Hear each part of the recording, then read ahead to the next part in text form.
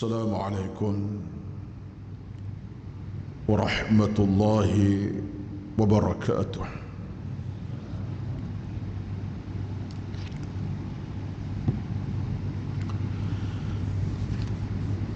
إن الحمد لله نحمده ونستعينه ونستهديه ونستغفره ونعوذ بالله من شرور أنفسنا ومن سيئات أعمالنا. من يهده الله فلا مضل له ومن يضلل فلا هادي له. أشهد أن لا إله إلا الله وحده لا شريك له وأشهد أن محمدا عبده ورسوله. ربنا عليك توكلنا وإليك أنبنا وإليك المصير. بسم الله الذي لا يضر مع اسمه شيء في الأرض ولا في السماء وهو السميع العليم. بسم الله الذي لا يضر مع اسمه شيء في الأرض ولا في السماء وهو السميع العليم. بسم الله الذي لا يضر مع اسمه شيء في الأرض ولا في السماء وهو السميع العليم. اللهم إنا نعوذ بك من البرص والجنون والجذام ومن سيء الأسقام. اللهم ارفع عنا من البلاء والوباء والبلايا والمصائب ما ظهر منها وما بطن. اللهم أعنا على ذكرك وشكرك وحسن عبادتك.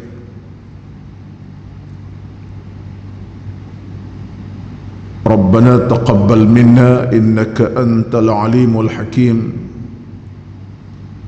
لا حول ولا قوة إلا بالله العلي العظيم. اللهم رب اشرح لي صدري ويسر لي أمري واحلل عقدة من لساني يفقه قولي يا رب العالمين. أما بعد، أعوذ بالله من الشيطان الرجيم. والعصر إن الإنسان لفي خسر إلا الذين آمنوا وعملوا الصالحات وتواصوا بالحق وتواصوا بالصبر. Demi masa sesungguhnya manusia berada dalam kerugian kecuali orang-orang yang beriman, yang beramal dengan amal salih, dan orang-orang yang berpesan dengan kebenaran dan yang berpesan dalam suasana bersabar dalam beribadat kepada Allah Azza wa Jalla. Surah Al-Asr ayat 1 hingga 3. Al-Fadhil yang berbahagia, Tuan Nazir dan seluruh dan kuasa pengurusan Masjid Jumhuriyah yang dihormati dikasihi Al-Fadhil Tuan Imam kita pada pagi ini yang telah mengimamkan salat subuh berjemaah kita, alhamdulillah, dengan bacaan yang cukup baik, bacaan cukup lengkap, sempurna segala-galanya. InsyaAllah mengasyikkan persayalah bila solat tadi terasa sangat-sangat bertuah dapat mendengar bacaan Tuan Imam kita pada pagi ini dengan makhrajnya, dengan sedikit tarannumnya, dengan bacaan yang itu sempurna. Syukur pada Allah Azza wa Jalla. Dan yang dikasihi dan hormati, yang diraikan seluruh yang hadir di subuh yang penuh barakah ini, tuan-tuan dan puan-puan muslimin dan muslimat yang dirahmati Allah Azza wa Jalla. Alhamdulillah, segala puji kepada Allah kita ucapkan, selawat dan salam kita ke atas junjungan besar Nabi kita Muhammad sallallahu alaihi wasallam. Kita kumandangkan ucapan selawat salam ke atas baginda. Mudah-mudahan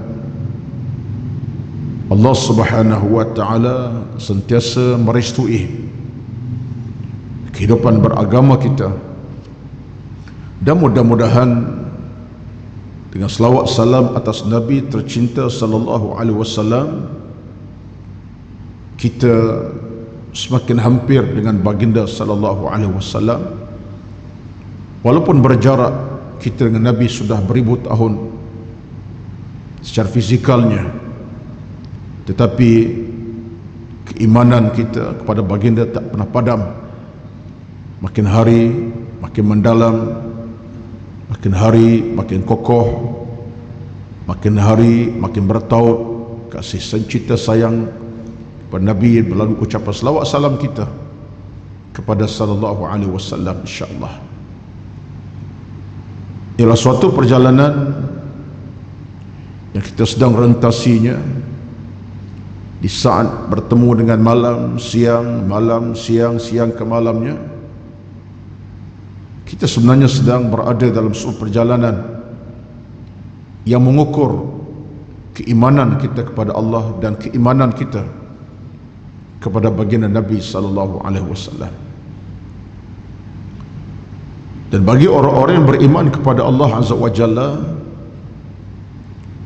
dalam hidup ini dia akan sentiasa berfikir jauh ke hadapan. Apakah cara, apakah langkah yang paling baik, yang paling bijak dilakukannya demi untuk mencapai sebuah kehidupan yang Allah redha, bukan Allah benci, kehidupan yang Allah rahmati, bukan Allah murkai, kehidupan yang Allah terima, bukan Allah tolak mentah-mentah. Jadi orang beriman, tuan-tuan, mengambil saranan Nabi dalam satu hadis. Apa kata Nabi kepada orang beriman? Tentang orang beriman, Nabi ingatkan kepada kita supaya al-kayyisu man dana nafsah wa amila lima ba'dal mauti. Dalam hadis Imam Tirmidzi bersabda, al-kayyis, orang cerdik, orang bijak, yang baik, yang berakal, yang waras, yang sehat pemikirannya, yang sehat agama, kata Nabi, man dana nafsah, orang yang sentiasa menimbang-nimbang hidupnya. Dia sentiasa menimbang-nimbang urusan agamanya, urusan ibadat dan amalnya. Kenapa kata Nabi? Kenapa kata Nabi? Sebabnya ialah kerana dia ingin mencari sebuah hidup yang bahagia. Bukan setakat bahagia di bumi, tapi kemuncak kebahagiaan itu di hari akhirat nanti, selepas dia mati. Wa amila lima ba'dal mauti, sebagai persiapan dia untuk hadapi saat kematiannya. Jadi tuan-tuan, di atas noktah itulah saya yakin, saya percaya bahawa semua kita ini, semua kita hadir pada pagi ini memiliki niat yang satu, niat yang sama, yang tidak membeza-bezakan kita. Walaupun kita berbeza kedudukan, tabiat kita dalam hidup dunia ini beza-beza lah. Ada yang sedikit Allah beri kekayaan, ada sedikit Allah uji dengan harta benda, miskin. Allah ada di lengan kita, Allah beri nikmat rezeki, kekayaan pangkat, tinggi pangkatnya, pengajiannya, harta bendanya. Dan ada orang Allah uji dengan sedikit kerumitan dalam urusan harta. Itu dunia. Tapi pada hakikatnya, tak kira siapa pun kita, yang kaya, miskin, yang berpangkat, tak berpangkat, matlamat kita tetap satu. Tujuan kita tetap satu. Apa tujuan matlamat kita? Untuk meraih redha Allah Azza wa Jalla, libtigha'i mardatillah. Si kaya sehebat Abu Bakar As-Siddiq radhiyallahu anhu, matlamat hidupnya untuk dapat redha Allah. Si hamba yang miskin sebagai Bilal bin Rabah radhiyallahu anhu, yang tak ada apa-apa dunia bagi beliau, sekadar apa beliau ada itulah dia, kerana hamba. Matlamatnya untuk dapat redha Allah Azza wa Jalla. Si putih yang melepak kulitnya kerana dia Arab asal, Umar bin Al-Khattab radhiyallahu anhu, walaupun putih melepak kulitnya, nampak cantik pada pandangan mata kasar manusia, matlamatnya untuk dapat redha Allah Azza wa Jalla. Walaupun Bilal hitam kulitnya, Habasyi, atau sifat dia hamba kemudian gelap pula kulitnya, tapi matlamat hidupnya adalah untuk meraih redha Allah Azza wa Jalla. Jadi tuan-tuan, atas fakta inilah kita cuba nak ikatkan balik hidup kita ini supaya agama memandu kita, agama memimpin kita, agama sentiasa memandu kehidupan kita. Degupan jantung kita, degupan hati kita, degupan hidup ini sentiasa di atas agama. Hidup kita, makan minum kita, bekerja kita, apa sahaja kita buat dalam hidup ini, degupannya bersama dengan agama, iman dan taqwa kepada Allah Azza wa Jalla. Saya muqaddimahkan agak panjang ini bukan apa, sebab hari ini kita berada pagi 31 Ogos yang kita kenal sebagai hari kemerdekaan negara. Hari ini yang ke-63, satu hari yang kepada semua orang faham dan tahu inilah saat negara mencapai kemerdekaan. Negara merdeka dari penjajahan barat, daripada Portugis hingga datangnya Inggris penutup kepada sejarah negara ini dijajah. Belanda pun datang sekejap, Siam pun jajah belah utara, termasuklah Jepun pun jajah kita, ditutup dengan Inggris selama 446 tahun, dijajah oleh penjajahan barat. Portugis bermula dengan 440 tahun, ya, negara telah mencapai kemerdekaan. Dan kita bangga dan kita laungkan ucapan keramat merdeka, merdeka. Semalam pun boleh seluruh negara walaupun dalam suasana pandemik Covid yang belum mengizinkan ada perarakan, adanya program besar-besaran berhimpun puluhan ribu, tapi banyak tempat mengadakan sambutan sekecil itu dengan tujuan untuk meraihkan kemerdekaan. Laungan merdeka berdentum, penuh seronok, gembira. Alhamdulillah, kita tak menafikan itulah kegembiraan.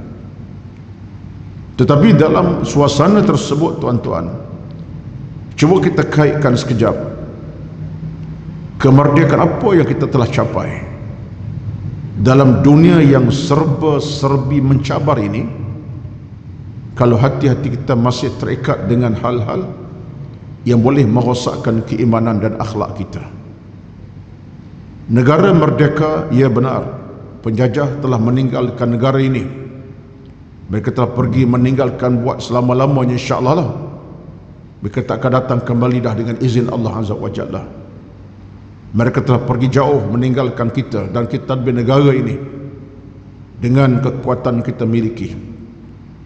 Tapi bagi saya, Tak cukup kuat kalau kita sekadar melaunkan kemerdekaan negara merdeka, tetapi dalam suasana kita sendiri sebagai manusia, kita masih dibelenggu oleh nafsu yang menguasai kita, syaitan yang menguasai kita, kejahatan akhlak yang masih menguasai kita, pemikiran-pemikiran yang sempit masih menguasai kita, hidup kita yang tak menentu arah tujunya. Nak kata nak capai akhirat pun tak seberapa, nak capai dunia pun tak sempurna juga. Akhirnya kita berada dalam keadaan yang bermasalah. Ini bagi saya cuba nak bawa pada pagi dalam kerangka itu. Saya namakan ceramah saya pada pagi ini saya sebagai muhasabah kemerdekaan menurut kacamata Islam. Ini tajuk saya pada pagi ini. Muqaddimah panjang tu. Muhasabah kemerdekaan menurut kacamata Islam. Tuan-tuan puan-puan dirahmati Allah sekalian, bila mana Allah Subhanahu wa taala jadikan kita sebagai manusia, asas pertama yang Allah beri kepada kita adalah nilai kemerdekaan. Allah ciptakan kita dengan nilai kemerdekaan. Satulah, maka Allah jadikan kita bernabikan nabi-nabi yang ramai. Bermula Nabi Nuh alaihi wassalatu wassalam bagi umat zaman itu. Kemudian Allah gilir ganti nabi-nabi seterusnya, Nabi Idris, Nabi Hud, Nabi Saleh, Nabi Yusuf, dan puluhan ratusan nabi, bahkan ribuan nabi, rasul-rasul bersilih ganti sehinggalah kepada nabi terakhir, khatamun nabiyyin, Nabi kita Muhammad sallallahu alaihi wasallam, yang kesemua nabi-nabi bawa risalah yang sama, risalah ilahiyah, risalah ketuhanan. Zaman berbeza, nabi berbeza, waktu berbeza, tapi risalahnya tetap satu, risalah Allah Azza wa Jalla, risalah keimanan yang satu, ditutup oleh Nabi kita Muhammad sallallahu alaihi wasallam. Di pada zaman Nabi Nuh, Nabi Adam memang Nabi pertama, tapi risalahnya bermula Nabi Nuh, Nabi yang kedua. Allah jadikan umat ini merdeka. Datang Nabi-Nabi, apa ajakan Nabi-Nabi? Nabi Nuh mengajak umat kepada mentauhidkan Allah.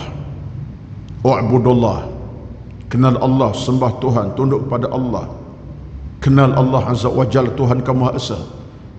Dan dibawa sama sejarahnya dakwah oleh siapa? Nabi-Nabi yang lain, termasuk Nabi kita Muhammad sallallahu alaihi wasallam. Jadi tema pertama kebangkitan kita di atas bumi Allah ini ialah kemerdekaan. Tak boleh sembah berhala, tak boleh tunduk kepada berhala yang dicipta, tak boleh tunduk nafsu syahwat semata-mata, tak boleh ikut kemahuan syahwat semata, tak boleh. Kena ikut agama Allah Azza wa Jalla. Jadi nilai agama ni tuan-tuan untuk apa? Memerdekakan manusia daripada kejahatan dan kepalsuan hidup. Jadi kehidupan kita ni tuan-tuan ada nilai kemerdekaan. Dan kemerdekaan yang Islam tajuk itu untuk apa? Untuk keselamatan, kebahagiaan yang abadi, nun di alam sana nanti, bukan dekat dunia.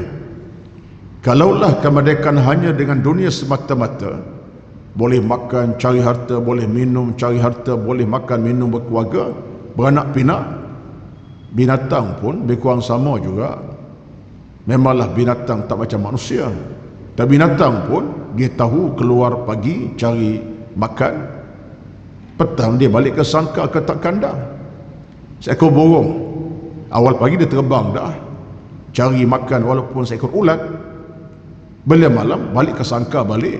Seekor ayam pun sama, seekor lembu pun sama, dia tahu cari makan, dah lapar cari makan, walaupun makan busuk tak kira lah. Jadi manakala sekadar kita hidup di atas bumi kerana soal itu semata-mata, kita merdeka lagi. Sebab itulah merdeka dalam Islam ini Allah beri melalui keimanan kepada Allah Azza wa Jalla.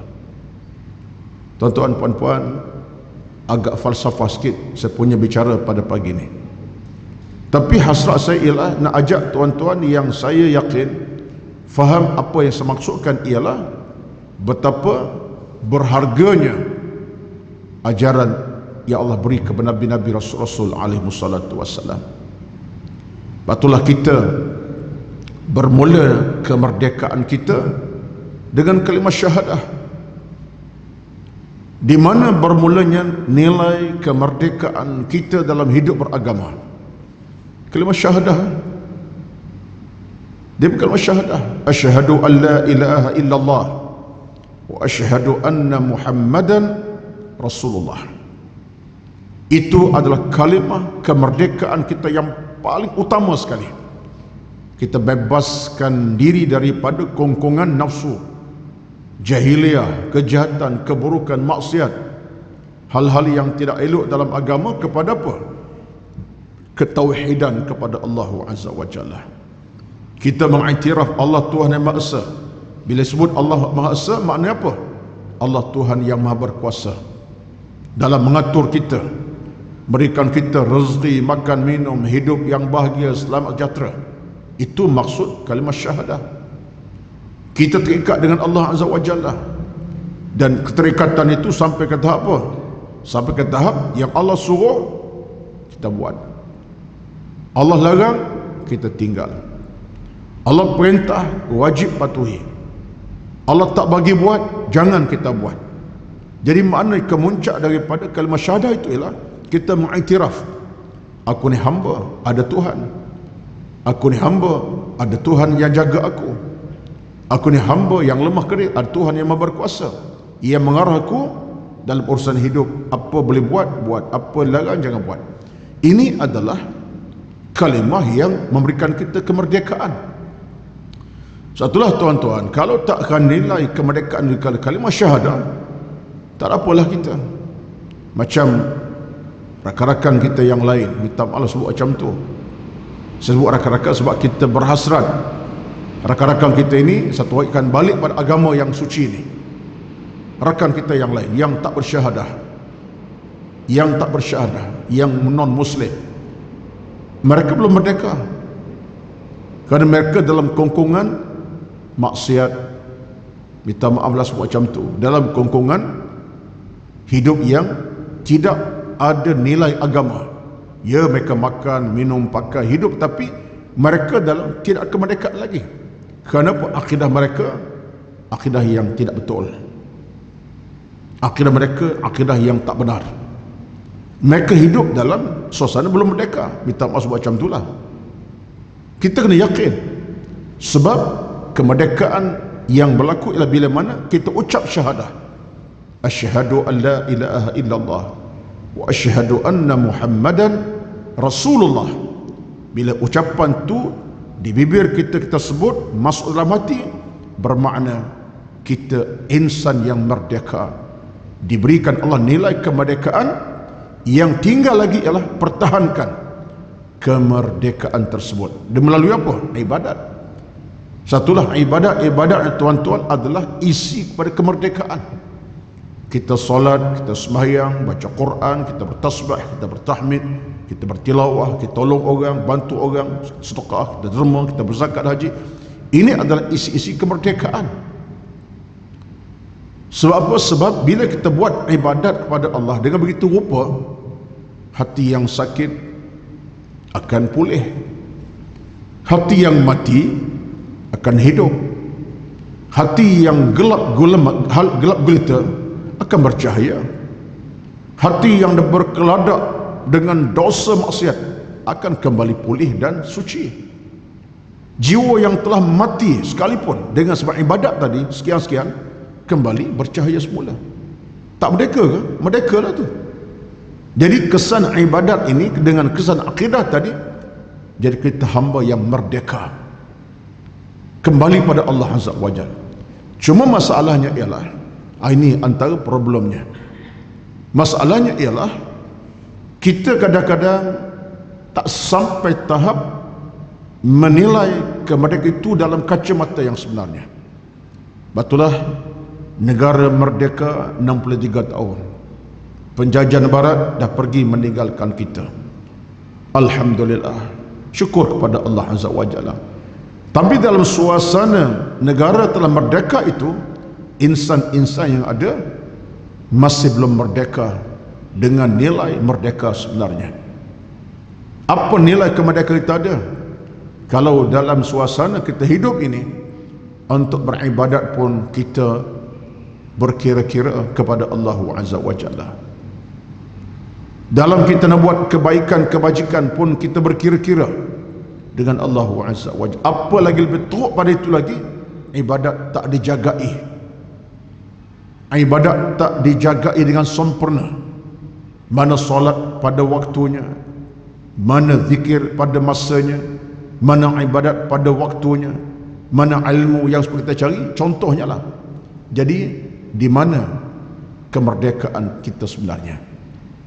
Sedangkan kemerdekaan yang paling jauh di hadapan kita pada tuan-tuan ialah merdeka daripada ancaman api neraka Allah Azza wa Jalla.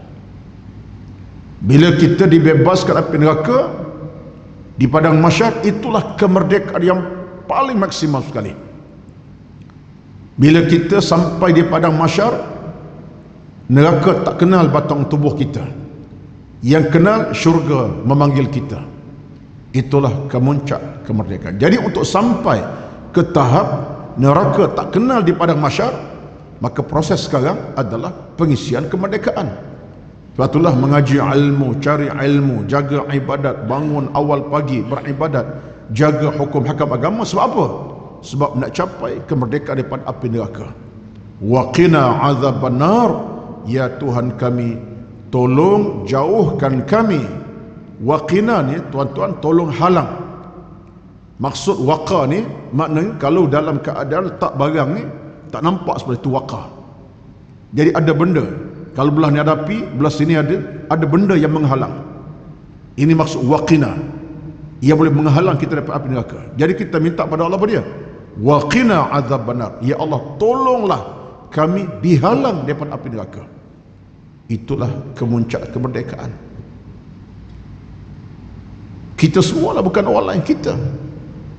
Kita tak nak bila sampai di padang mahsyar nanti neraka melambai tangan kepada kita, jom masuk. Kenapa? Yalah, kamu dulu tak diisi kemerdekaan masa hidup pun. Ilmu tak cukup, hati rosak, agama tak ada, iman tak ada, maksiat banyak. Allah yang kita nak ialah bukan saja tak dimasuk neraka tak sentuh batang tubuh kita.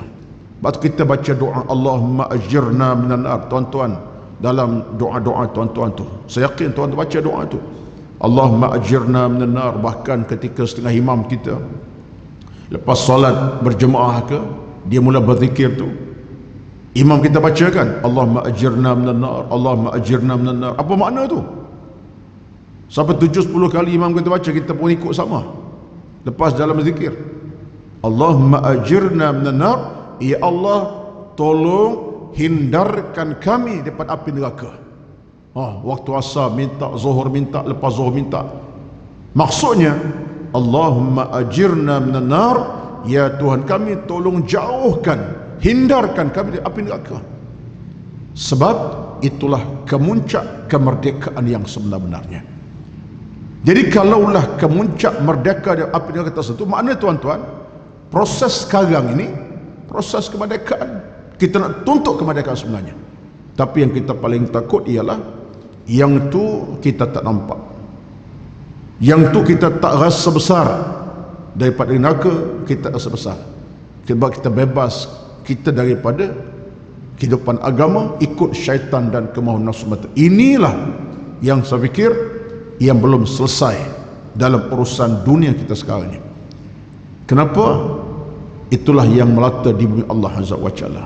Saya tak nafikan di kalangan mereka yang benar-benar beriman, mereka yang jaga ibadat, yang buat kebaikan berpahala macam-macam, tapi tak kita nafikan juga dalam masa yang sama kita paling takut kerana kedapatan kalangan kita sendiri, tak kita, keluarga kita, anak-anak kita yang masih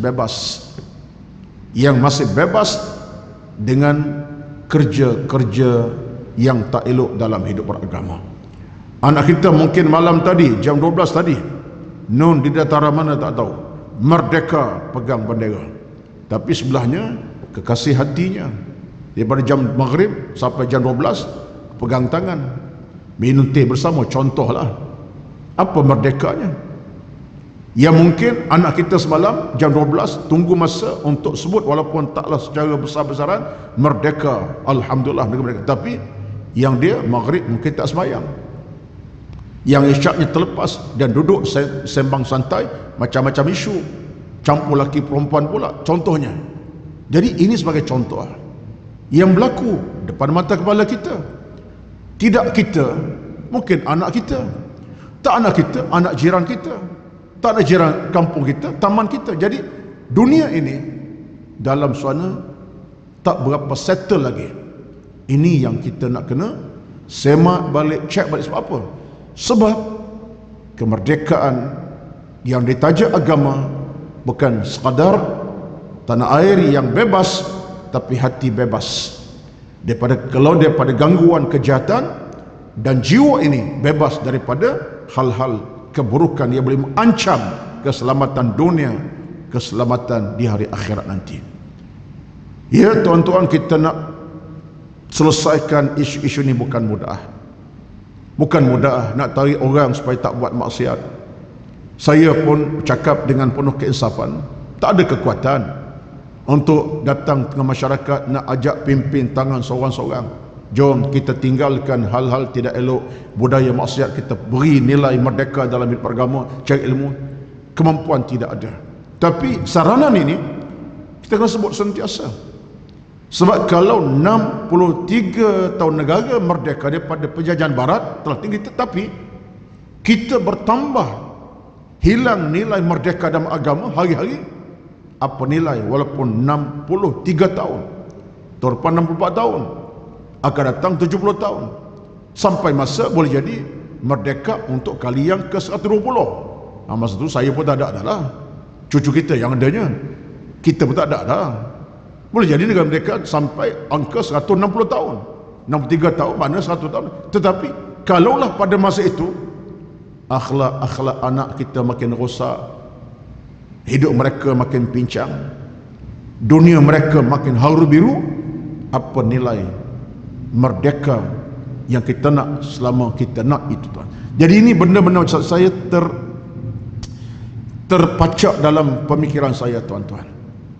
Sebab apa terpacak? Sebab saya cuba untuk melihat kembali dalam kacamata agama bagaimana kemerdekaan ini adalah terma penting Islam yang patut dipertahankan, cuma dicemari oleh kesilapan tangan manusia yang berdosa kepada Allah Azza wa Jalla.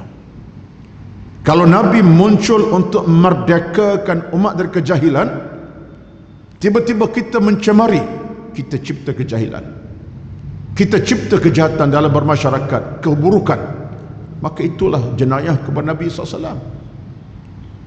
Sebab lembaran sejarah hidup Nabi macam tu. Nabi SAW datang untuk merdekakan manusia. Orang-orang Mekah sembah berhala, bukan setakat satu berhala, ratusan berhala.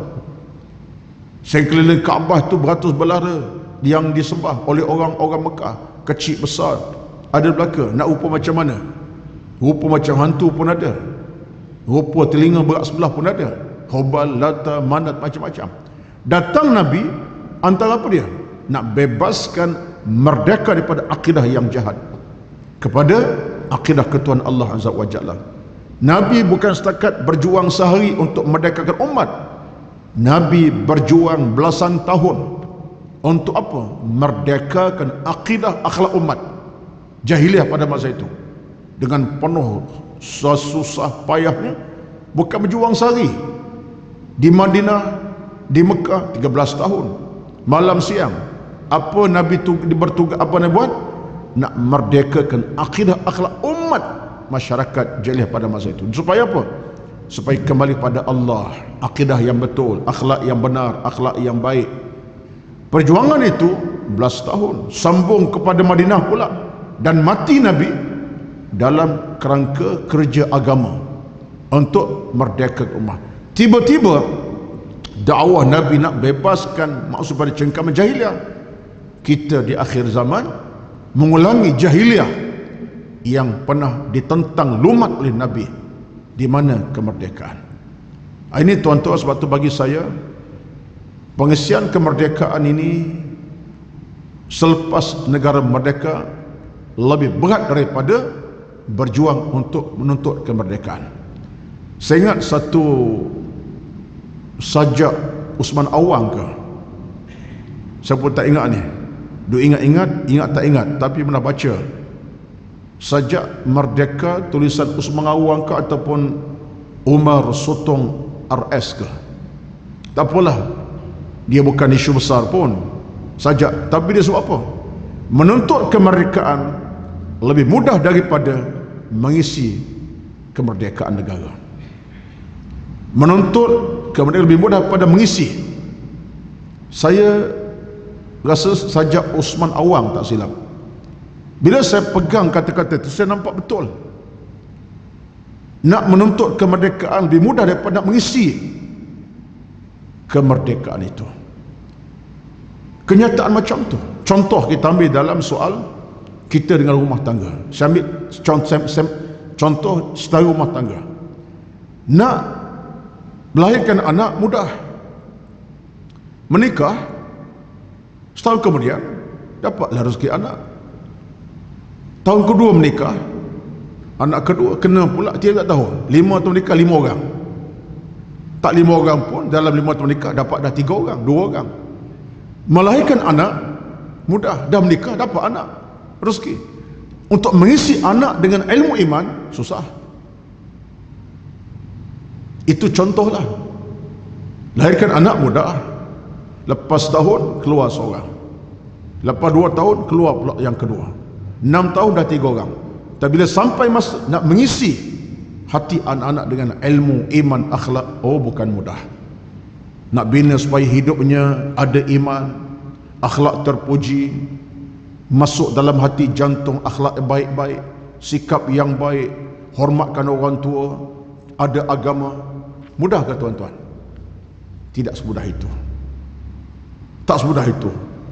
Datang pelbagai ancaman. Harapan kita Abang Long jadi anak yang soleh, tapi kita kadang-kadang gagal. Abang Long ini kepala pengak, kata orang Kelantan. Orang Kelantan kata kepala pengak, maknanya akhlak rosak. Betul, mengisi ruang-ruang dalam hidup anak tadi bukan mudah. Dia bukan macam robot, boleh masukkan program. Robot tak masalah, programkan saja, boleh buat apa saja. Tapi manusia bukan robot. Satulah nak mengisi anak-anak dengan ilmu iman yang cukup mantap, cabaran besar nanti kita.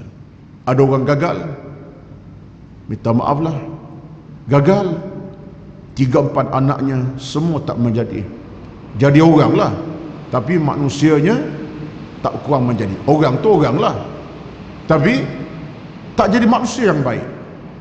Hingga kita merasakan 3 anak aku ni habis, rosak habis, akhlak tak ada langsung, perangai buruk.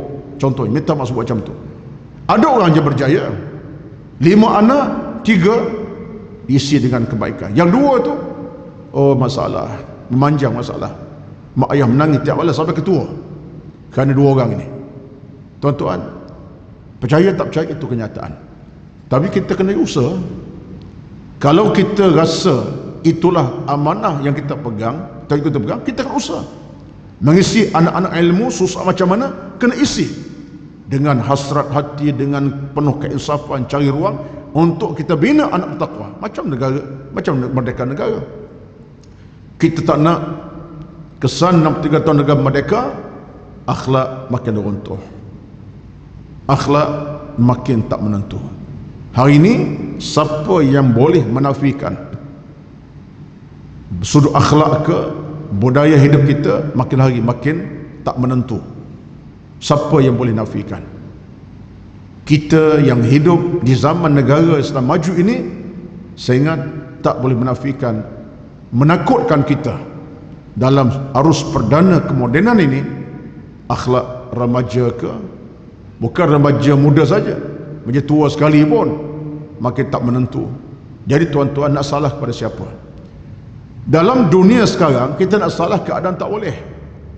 Sebab dunia makin maju, tak boleh kita tolak.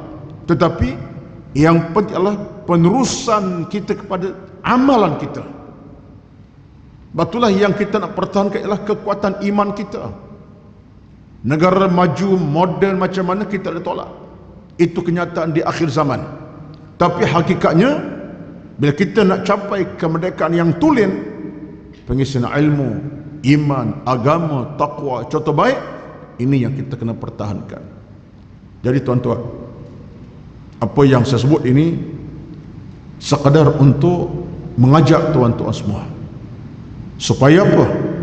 Supaya kita nampak tema kemerdekaan yang ditaja oleh agama kita ini amat cantik dan sempurna. Tinggal lagi kita nak mengamalinya, kita nak melaksanakannya. Yang ini tuan-tuan, saya nak sebut di penghujungnya 3-4 perkara lah. Saya bercakap ini bukanlah tuan-tuan sebagai seorang yang pandai, bijak, yang ada segala kekuatan, tidak. Saya pun dalam sebuah sana ada di sana kekurangan, kelemahan yang menyebabkan termenung panjang, mungkin lebih pada tuan-tuan pun. Sebab bila kita berceramah, kita sebut dalam masyarakat, kita pergi ke tempat, bertemu orang ramai, dengar cerita macam-macam tentang keluarga, kadang-kadang penuh dalam minda saya ni benda-benda bermasalah. Orang ni cerita hal keluarga, cerita hal anak isteri, ini cerita dia dengan problem rumah tangga, ini cerita masalah dengan suami, yang ni cerita anak dia. Macam-macam tuan-tuan. Anak dia sekian-sekian, tak balik rumah, dah 3 tahun tak kenal, tak bercakap dengan dia. Yang suami pula tak semayang, suami pula kaki judi, contohnya. Rumah tangga, balik rumah tapi judi nombor 1. Jadi macam-macam. Akhlak runtuh, dunia hancur. Ni dalam minda kadang-kadang pening kepala. Bila datang benda macam ni, saya luahkan isu pada pagi dalam tajuk kemerdekaan Islam tadi. Apa dia? Sebab nak ajak tuan-tuan puan semua, sebelum kita kelewatan masa untuk kita mengambil sikap berubah dan merubah keadaan. Sekadar kita mampu, yang berbaki pada Allah kita serah. Kalau kita minta, mohon pada Allah, minta dengan Allah, tapi kita usaha maksimum. Yang pertama, dalam kerangka tersebut, bagi saya, kita mesti sentiasa jadikan hidup kita ini hidup yang berkualiti. Ini yang pertama. Kalau kita benar-benar nak mencapai kemerdekaan yang tulen, bukan sekadar negara merdeka, tapi kita juga merdeka pada akhlak, sikap, watak, yang pertamanya adalah kita mesti jadikan hidup ini hidup dengan kehidupan yang sebenar-benarnya. Macam mana tuan-tuan? Iaitulah hidup yang bertuhankan Allah Azza wa Jalla. Bertuhankan Allah. Ustaz, saya lama Tuhan Allah ni daripada kecil, betul lah. Tetapi maksud saya adalah kita lebih merasai bahawa Allah tempat bergantung, tempat berharap, tempat bermohon. Allah segala-galanya dalam hidup ini. Ini maksud hidup bertuhan. Makna kita merasa bahawa Allah boleh tolong kita, bantu kita, Allah boleh beri segala-galanya. Sebab apa? Sebab Allah tempat kita bergantung. Allahus Samad. Allah tempat mohon bantuan pertolongan. Itu yang pertama. Yang kedua, kita nak kena ambil cakna dalam urusan agama walaupun sekecil mana pun, terutama dalam hal-hal kekeluargaan. Ambil cakna dalam hal-hal agama walaupun sekecil mana pun dalam hal-hal kekeluargaan. Sebab kita ada keluarga masing-masing. Apakah reda satu hari akan datang nak tengok anak kita gagal, anak kita makin hari makin buruk akhlak? Reda kata tuan-tuan? Pasti jawapan sebagai ayah yang bertakwa, saya tak reda. Saya tidak mahu tengok anak saya gagal, kecewa dalam urusan hidup agamanya. Kalau begitu, apa jawapan kita? Ambil cakna. Cakna macam mana?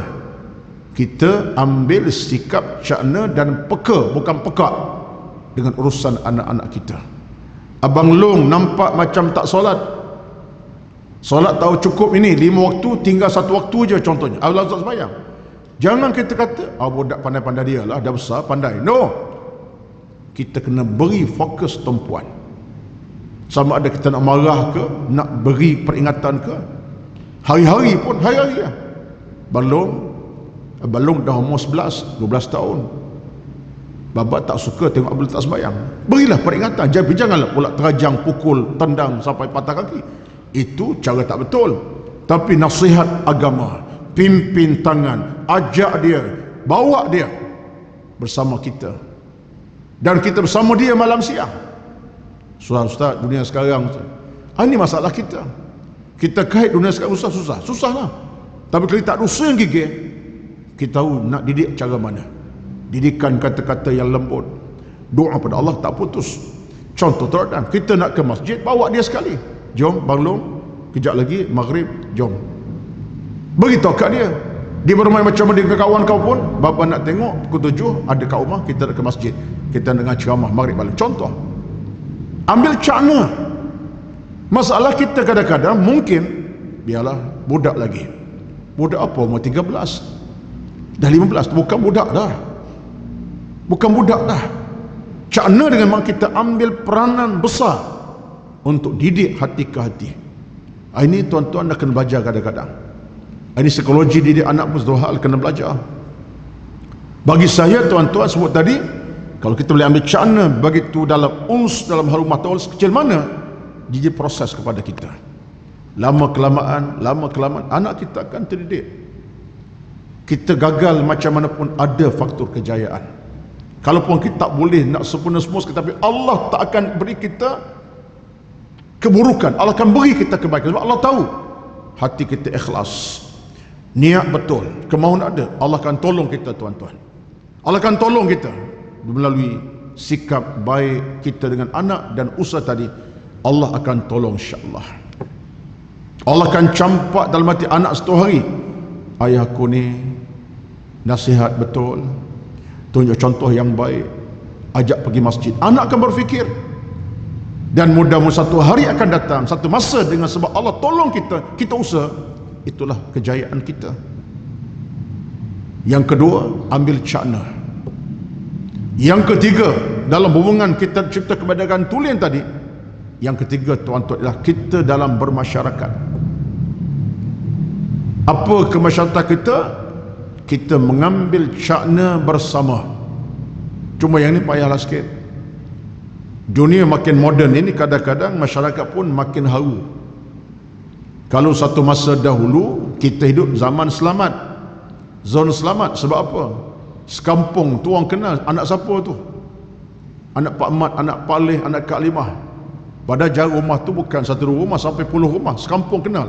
Itu anak Pak Mat rasa tu kenal, boleh tegur. Kalau budak tu main sungai lama sikit, boleh tegur, boleh marah. Zaman tu. Zaman sekarang payahlah sikit. Tegur anak orang, ayah datang dengan parang, bawa cangkul. Kau siapa nak tegur anak aku? Ini maksud sekarang ni. Jadi kita, zaman kita dah berubah.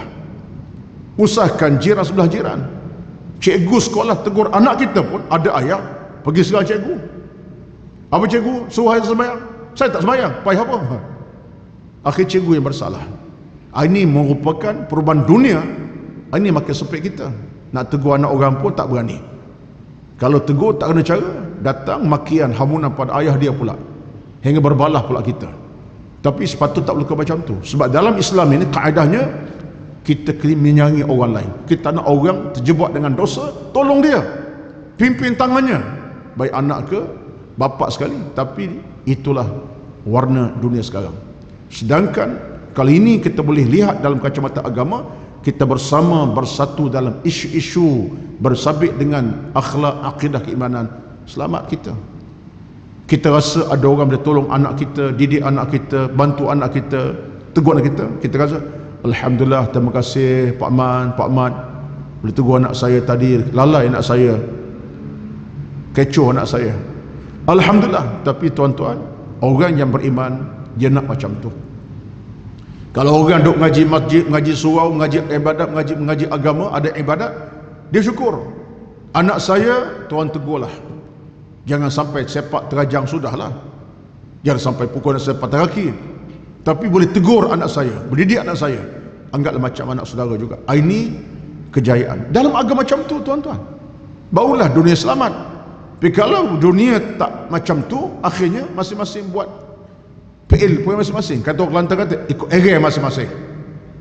Itu orang Kelantan ikut area. Perangai. Saya punya khas saya, awak siapa?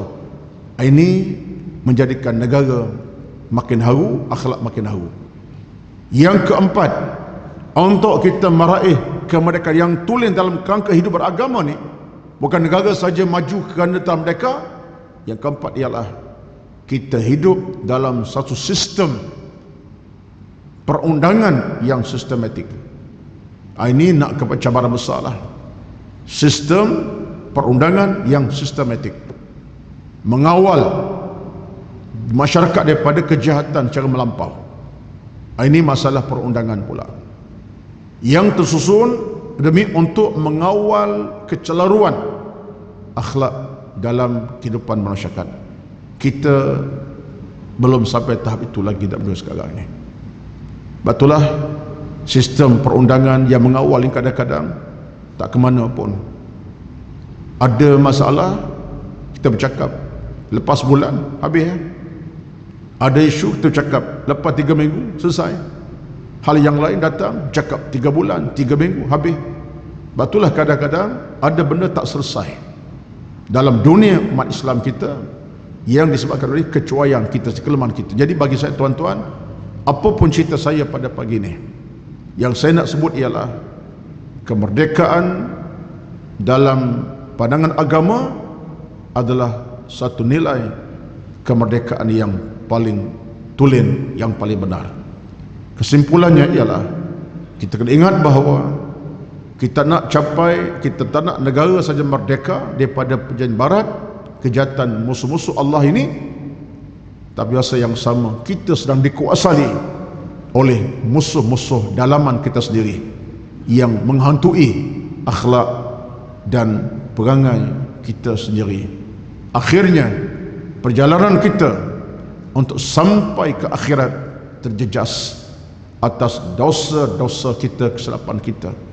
Macam mana kita agak-agaknya depan Allah nanti di pada mahsyar nak bebas dari api neraka, sedangkan kejahilan belum selesai, dosa maksiat belum diampunkan, ilmu tak seberapa, iman tak sekuat mana, amal salih tak sekuat mana, kebaikan pahala tak sebanyak mana, hati kita masih penuh dengan dosa dan noda, hati kita masih penuh dengan kejahatan. Sedangkan bila bertemu Allah nanti, semuanya bergantung atas amal dan ilmu kita bawa. Bila kita ada ilmu yang cukup, amal cukup, pastilah ketika itu neraka tak akan sentuh batang tubuh kita. Walaupun sesaat, usahakan 2 jam, sesaat pun neraka tak sentuh. Ia akan sentuh batang kita, tubuh kita adalah syurga Allah yang panggil kita ke dalamnya. Itulah kemerdekaan kita yang paling kemuncak. Betullah kita malam siang, tuan-tuan, sebagai orang yang nak pada Allah, nak kepada jagaan Allah, hidayah Allah, kita minta malam siang pagi petang, Allahumma inni a'udzubika minan nar. Ya Allah, aku mohon berlindung daripada api neraka. Ada doa yang kita perlu sering baca, Allahumma inni min sukhtika. Ya Allah, aku mohon berlindung pada kemurkaanmu ya Allah. Min azabil qabri, ya Allah, aku mohon berlindung pada azab kubur, wa azab binar, dan azab api neraka Allah azza wa jalla. Maka tuan-tuan, kesimpulan hujung saya pada pagi ini, kemerdekaan negara yang berlaku kita raikan. Dan saya yakin tak ada orang yang tak seronok dengan negara merdeka ni. Alhamdulillah lah kalau kalangan tuan-tuan yang hadir pada pagi ini ada usia dah 70 tahun. Saya rasa ada ni 70 tahun ni, maka pastilah dia merasai nikmat kemerdekaan itu. Kerana zaman penjajah barat dia pernah hadapi ujian Jepun sehingga makan ubi kayu. Inggeris pun jajah. Mungkin kalangan kita ada bekas tentera berjuang di pentas apa ni di kerana pertengah, lebih merasai penderitaan ketika penjajah barat. Termasuklah orang-orang yang lahir lepas merdeka pun rasa juga sebaca sejarah. Tetapi sekadar itu tak cukup. Negara merdeka, alhamdulillah. Pejuang kemerdekaan yang telah pergi, kita doa pada mereka keampunan Allah Azza wa Jalla. Tokoh Abdul Rahman Putra Al-Haj ke, On Jaafar ke, dan ramai tokoh-tokoh pejuang yang telah berjuang. Kewajipan kita doa kepada mereka lah. Mereka telah menghasil kejayaan fizikal negara kita bebas daripada penjajah. Mereka berjuang, pergi bersidang, pergi buat apa ni macam-macam. Moga-moga Allah ampuni mereka. Allah maghfir lahum wa'afihim wa'afu anhum wa akrim nuzulahum wa wasi' mudkhalahum. Kita doa mereka kebaikan, keselamatan, dan kita akur bahawa sejarahnya telah tercapai. Negara kita telah merdeka pada barat, alhamdulillah. Cuma yang berbaki ni panjang cerita lagi. Maksudnya saya ialah kita nak pertahankan kemerdekaan bukan negara saja, tapi kehidupan beragama kita merdeka dari cengkaman jahiliah, dosa, maksiat, mungkar, kejahatan, kesilapan yang menghasilkan jiwa yang sakit, mati, akhlak buruk. Ini perjuangan yang memerlukan pada usaha yang lebih banyak lagi daripada kita semua. Sang-sang ayah, wahai sang-sang ibu, wahai masyarakat, wahai namanya suami, isteri, saya termasuk, sebab saya juga bertitle ayah pada anak-anak, bertitle suami pada isteri, dan bertitle anggota masyarakat yang ada teman taulan, jiran, tetangga belah kanan kiri saya.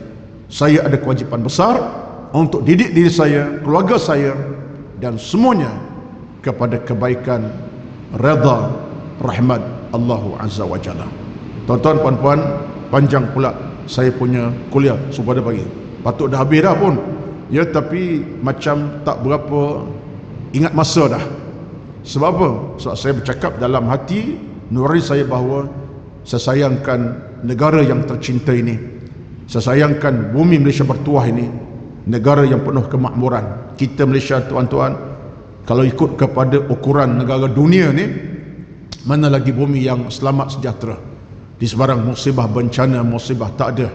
Malaysia lah, negara luar sana peperangan tak pernah berhenti, gempa bumi berlaku setahun sekali, 2 tahun sekali pun ada. Tak payah pergi jauh negara jiran kita Indonesia. Tapi Malaysia ini bumi yang Allah beri rezekinya, selamat banyak keadaan.